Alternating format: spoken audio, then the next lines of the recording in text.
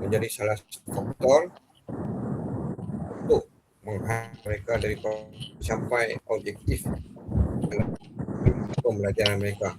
Okay. Kalau dalam konteks murid di luar bandar tu, contohnya di kampung-kampung, itu akan menjadi kesalahan murid tersebutlah, sebab perbezaan latar belakang ni banyak. Ada yang keluarga dia bekerja yang baik, ada yang bekerja golongan yang berpendapatan, akan mempengaruhi murid lah. Itulah jawapan saya. Okey cikgu. Terima kasih cikgu atas jawapan tersebut. Jadi seperti cikgu katakan tadi, ada kesan daripada perbezaan latar belakang ni boleh mendatangkan kesan kepada akademik murid. Jadi boleh cikgu bagi contoh tak bagaimana perbezaan wujud dalam dari segi penguasaan murid, pencapaian akademik, keyakinan diri ataupun dia punya hubungan sosial dengan murid lain. Saya ambil di sini keyakinan diri lah. Okay, murid yang mempunyai golongan berpendapatan rendah ni, dia akan mempunyai satu keyakinan yang kurang berbanding dengan murid yang mempunyai latar belakang yang lebih tinggi. Jadi ini akan, orang kata apa, mengganggu perhubungan. Situasi berkawan tu akan menjadi satu perbezaan yang sangat jauh. Jadi murid yang kurang keyakinan ni akan memilih kawan yang sama taraf dengan dia, ataupun dia akan lebih berkawan dengan sendiri dia. Jadi dalam konteks pembelajaran ni, dia tak dapat bantuan daripada kawan-kawan yang mempunyai latar belakang keluarga yang lebih baik.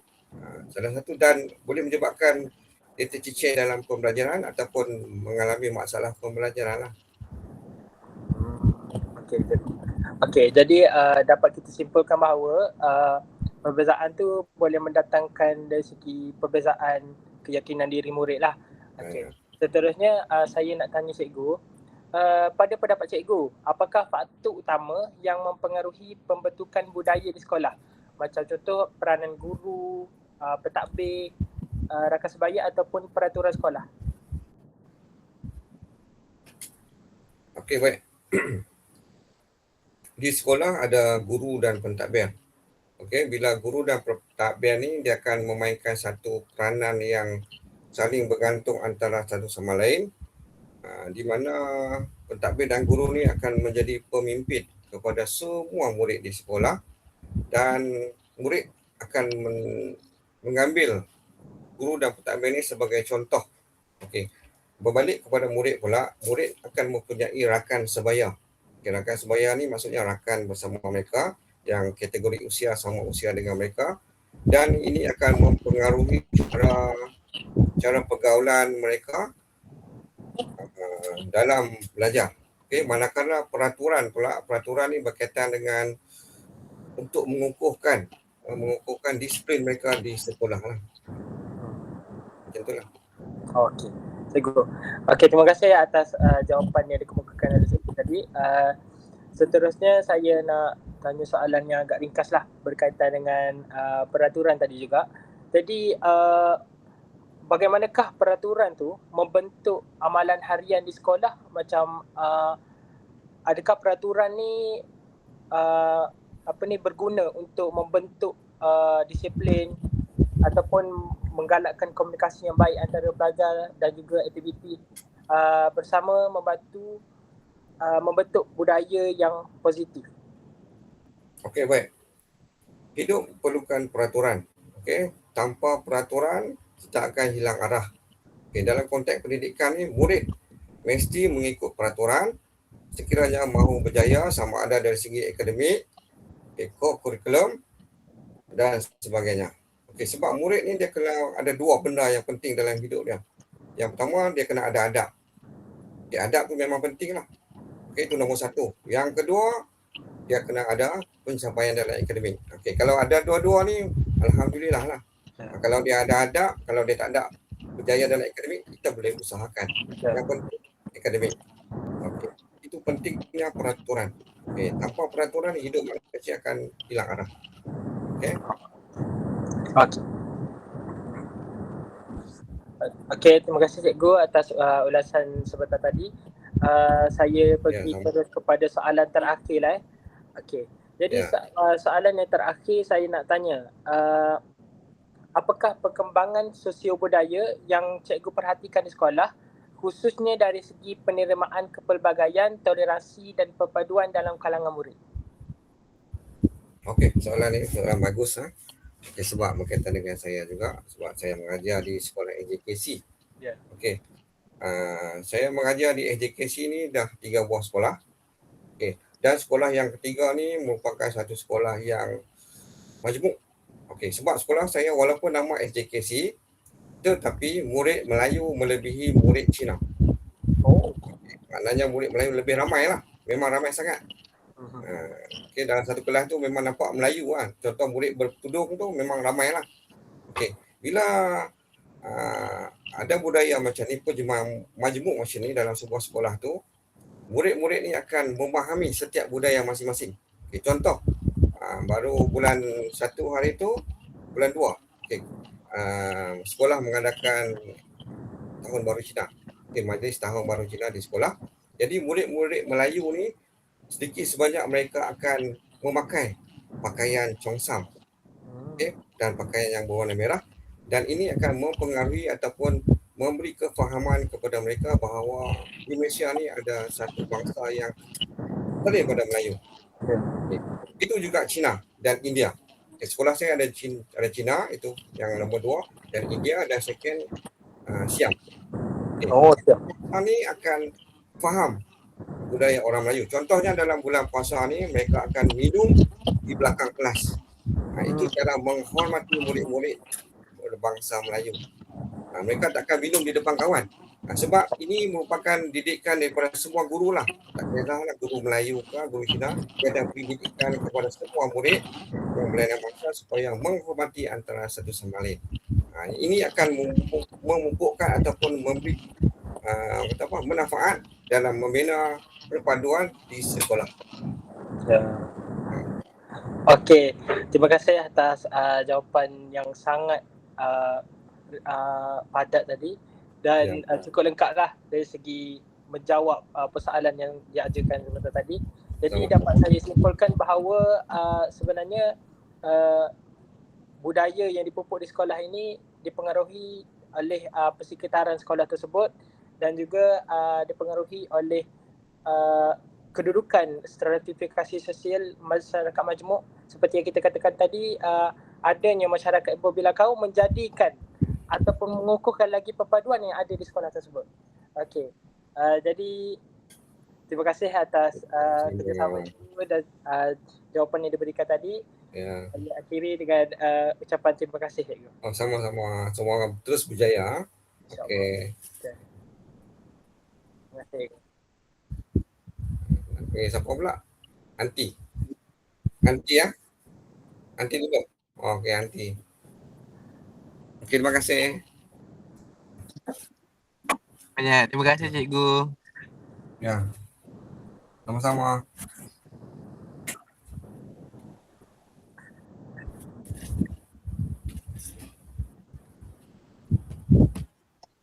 Salam.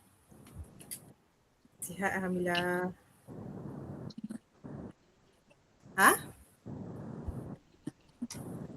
Kalau tak ready macam mana? Dah rekod belum? Oh, rekod dah. Okey, alhamdulillah.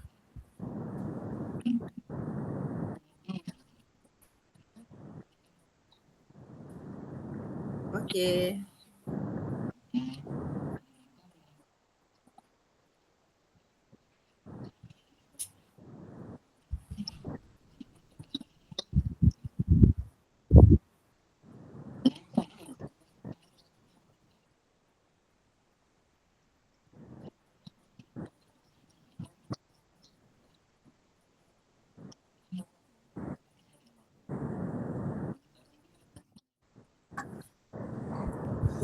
Profession sebagai seorang ibu tu biasalah kita ni sebagai guru bersamaan dengan ibu, macam mana kita mengajar anak murid kita di sekolah dan mendidik anak murid kita di sekolah, macam tu jugalah kita mengajar dan mendidik anak kita di rumah. Itulah. Samalah cikgu di sekolah dan cikgu di rumah juga.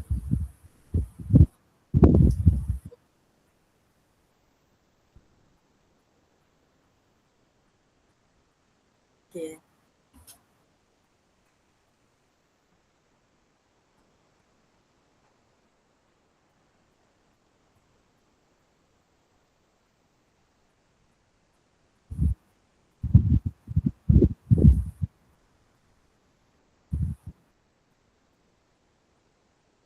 Okay, ya. Bagi pandangan saya, latar belakang keluarga memang mempengaruhi. Okey, mempengaruhi anak daripada keluarga berpendapatan rendah. Mungkin kurang kemampuan seperti nak beli buku atau ada internet kat rumah. Manakala anak daripada keluarga berpendapatan tinggi biasanya mendapat lebih sokongan akademik di rumah. Itu je lah.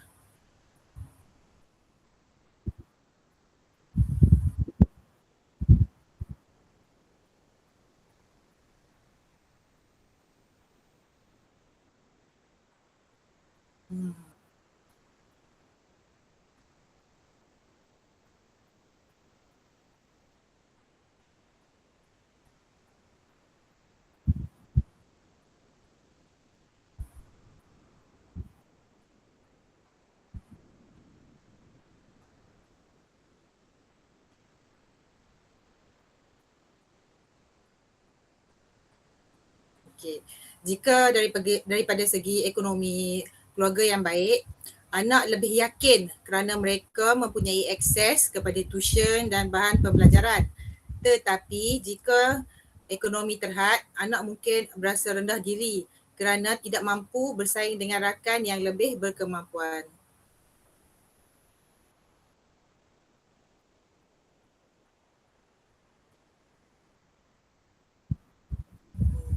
Macam itulah.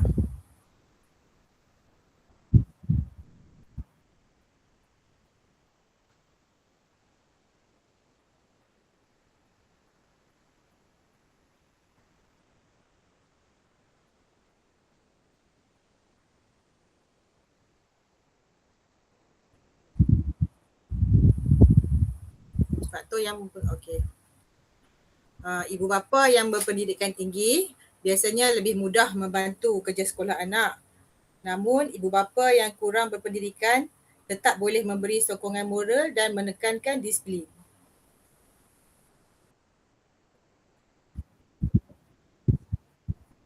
Apa daripada apa?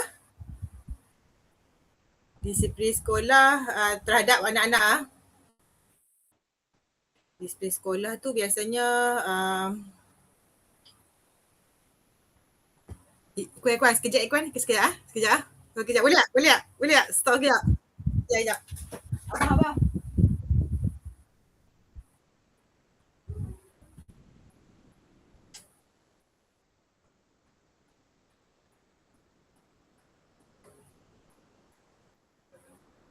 Hello. Aku duduk luar rumah, tak ada line.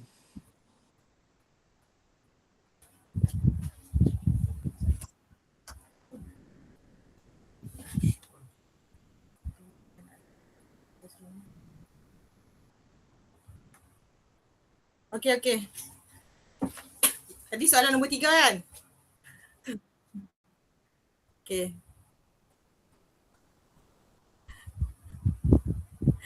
Okey.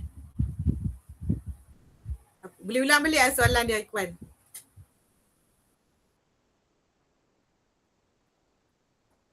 Faktor? Okey.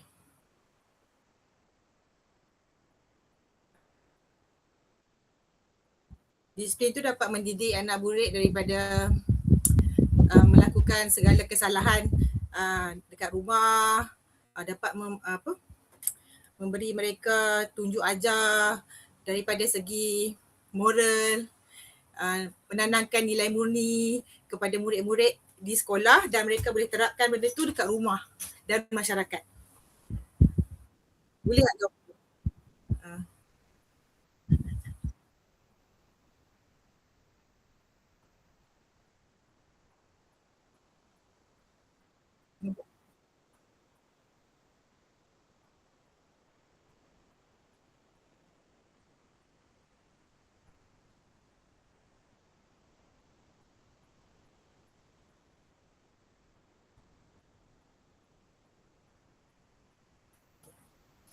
Okey, keluarga dapat mendidik anak dengan nilai asas di rumah. Manakala sekolah menguatkan nilai tersebut melalui peraturan dan aktiviti. Okey, jika kedua-dua bekerjasama, anak lebih mudah membentuk sikap yang positif. Tujuh.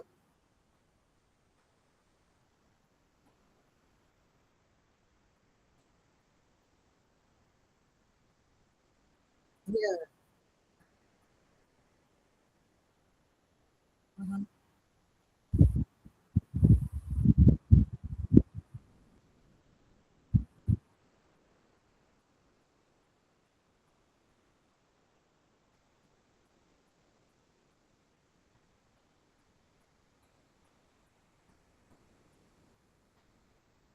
Ulas mula.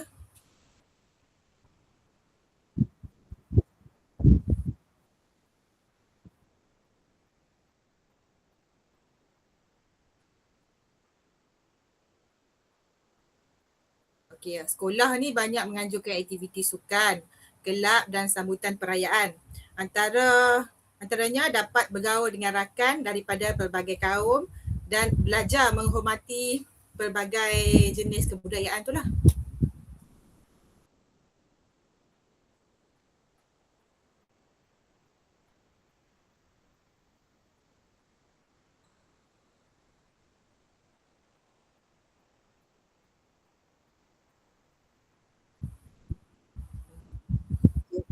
Okay, saya rasa sekolah semakin berjaya.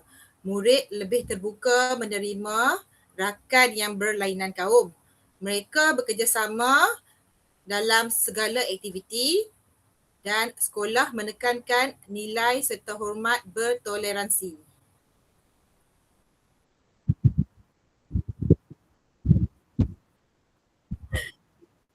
Okey, sama-sama. Sorry lah ada gangguan tadi. Sekejap panggil Rara sekejap. Okey, baik. Terima kasih cikgu. Sama-sama. Rara?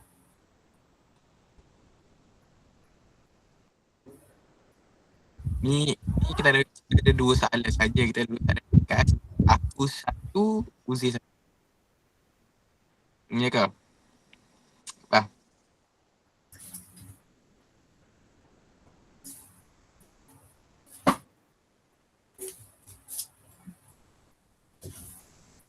Ni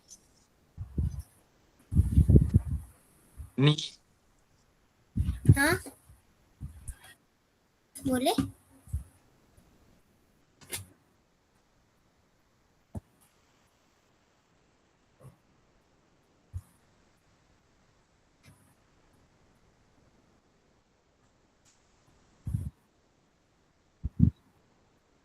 Boleh? okey, baik. Okey, baik. Bismillahirrahmanirrahim. Assalamualaikum warahmatullahi wabarakatuh. Sesi petang ni kita bersama dengan adik Fatimah Az-Zahra. Okey, adik Fatimah Az-Zahra di Sungai Petani, Kedah. Okey, apa khabar adik? Sihat? Sihat. Hari ni puasa puasa penuh lagi? No? Puasa penuh.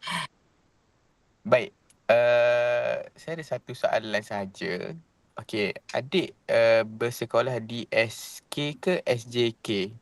SK. Okey, dekat sekolah adik, adakah kawan-kawan adik terdiri daripada pelbagai kaum? Contohnya ada kawan Cina ke, ada kawan India ke, ada kawan Siam ke, ada tak? Saya tidak mempunyai kawan yang berbeza kaum, tetapi saya mempunyai guru yang pelbagai kaum seperti India dan Cina. Okey. Kalau kita sekolah adik ada cikgu terdiri daripada kaum Melayu, kaum Cina dengan kaum India.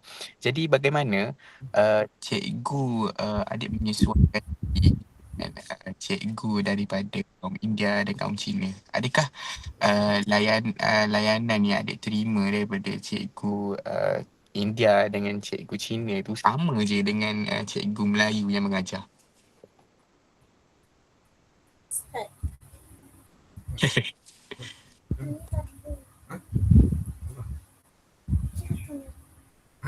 Ikhwan, tolong ulang soalan sekali lagi. Oh nak, okay ulang soalan. Okay, ringkaskan soalan. Okay, adik pernah belajar dengan cikgu Cina, pernah dengan cikgu India. Tapi bagaimana adik nak belajar dengan cikgu India, cikgu Cina? Macam mana nak belajar dengan cikgu India dan cikgu Cina? Faham tak dia belajar? Faham? Seronok tak? Seronok. Jadi adakah adik rasa adik belajar dengan cikgu India ataupun dengan cikgu Cina tu adakah berbeza dengan cara cikgu Melayu ajar? Berbeza dari segi bahasa saja. Berbeza. Dialek, dari segi dialek bahasa. Berbeza sikit saja. Berbeza Sedikit saja. sedikit sahaja. Okay, jadi walaupun kalau kita dapat simpulkan kat sini bahawa apabila wujudnya perbezaan tu, adik ni dapat menyesuaikanlah diri dengan pelbagai kaum. Adik ni dapat menghormati kepelbagaian kaum yang wujud dalam sosio budaya dekat sekolah tu. Jadi melalui pembelajaran dengan guru pelbagai kaum, kalau adik ada kawan daripada pelbagai kaum Cina ke India ke, kita dapat lihat di sini bahawa adik dapat menyesuaikan diri, dapat menghormati ataupun menikmati kepelbagaian budaya yang wujud dalam persekitaran sekolah tu. Betul tak? Betul. Okay. Saya ada soalan dah dan saya paskan kepada saudara Uzair.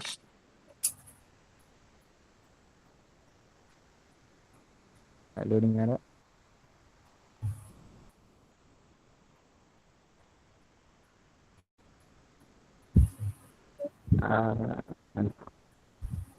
Sekejap sebab line saya slow.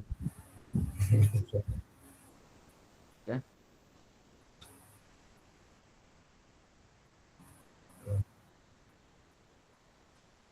Tanya apa?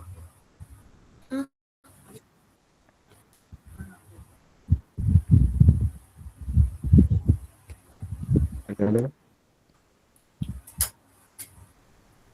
Boleh Sahur. dengar?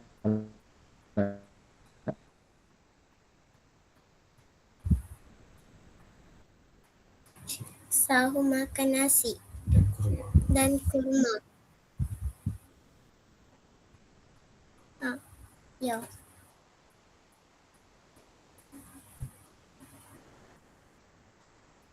Belum lagi.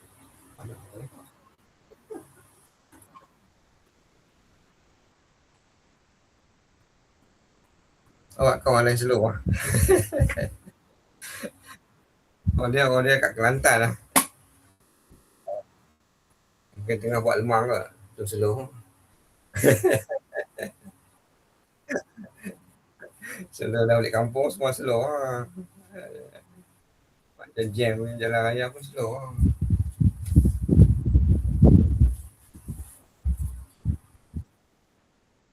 Ya, SP jam lah. Jam SP. SP time. Oh, Ikhwan keluar dalam rumah jam lah. Oh. Selalunya kalau nak masuk highway memang jam lah. Sebab orang dah bergerak untuk balik kampung kan.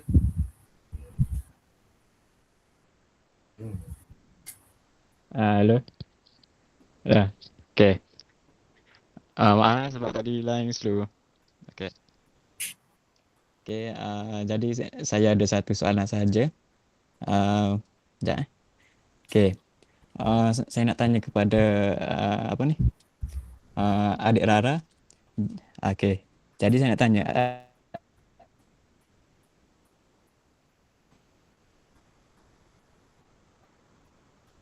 Adakah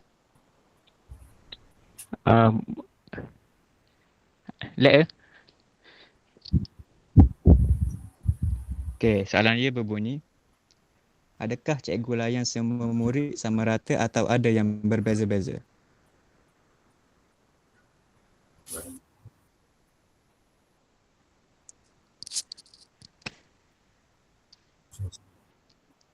Semua sama. sama rata.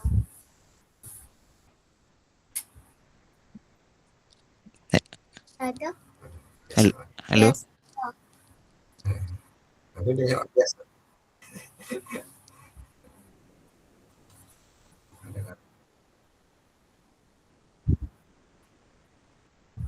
Cikgu Melayu.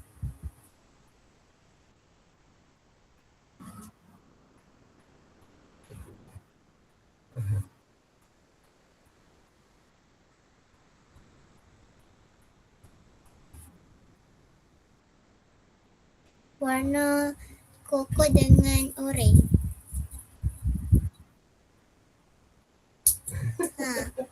Ya. Sabarlah. Nanti mai ayah.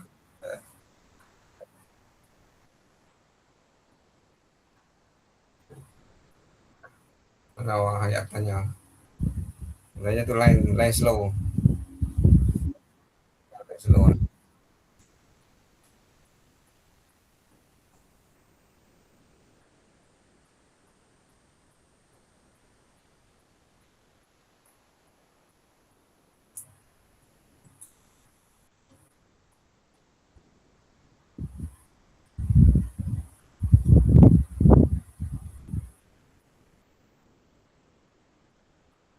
Ikhwan dah jawab tak apa? Wakil. Ya.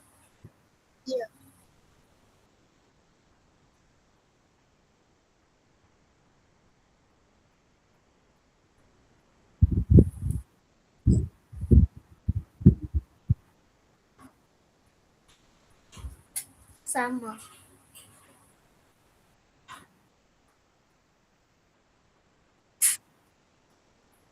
Tak ada. Tak nampak. Tak nampak.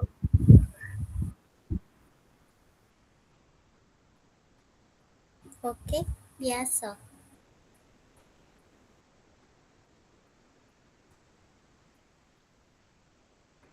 Cakap.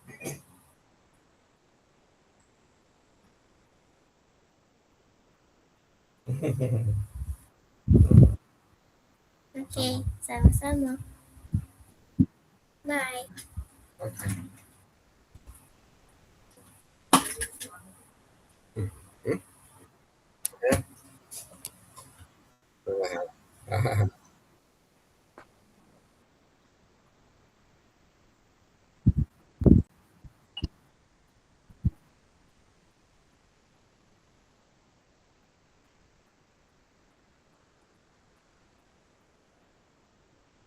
Sama-sama. Kita ambil gambar sekali screenshot. Semua sekali.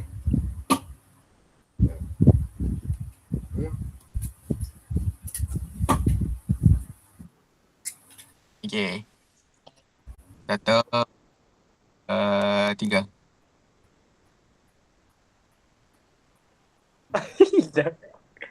Hilang pula.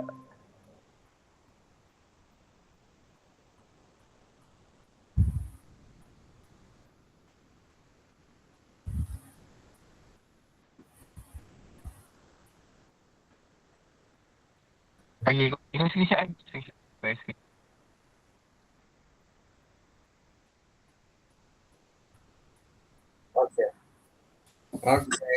Okey, sama-sama. Selamat berpuasa. Okay, terima kasih Ego. Okey, Kalau sama-sama. ada salah kata tersilap budi bicara, maafkan saya Ego. Okey, baik. Okey, sama-sama. Okay, terima kasih Ego. Selamat Okey. berbuka. Assalamualaikum. Waalaikumsalam warahmatullahi wabarakatuh.